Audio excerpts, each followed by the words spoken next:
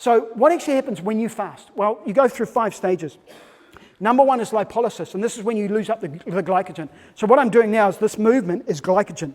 All this movement, I'm doing my awesome 80s dance moves, right? That's, I'm just kidding, right? But that's glycogen. This is me using glycogen. My dance moves are actually way cooler, right? So this is glycogen being used up. So this is stored glycogen that I've got being used up. So when you use up all the glycogen, you get into autolysis. That's stage 2. Autolysis is when you start eating the 4 Ds, like I mentioned before. Dead, diseased, dying, decaying. You start to eat away at those peripherals of the body, eating the waste. Number 3 is gluconeogenesis. This is when you recycle the old proteins into new proteins and into glycogen. Step 4 is ketogenesis. This is when your body fat gets broken down into ketones, so we alternatively go into a body fat type fuel.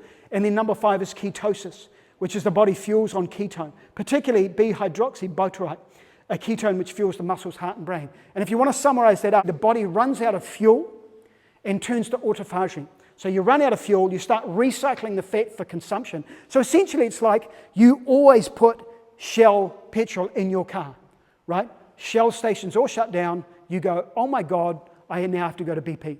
That's what happens, right? So instead of fueling on glycogen, the body fuels on fat. That's what happens when you get into fasting. That's the 5 stages.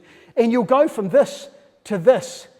If you're water fasting, within about a day and a half, you'll go from lipolysis to ketosis. When you're juice fasting on vegetable juice, it takes about 3 days.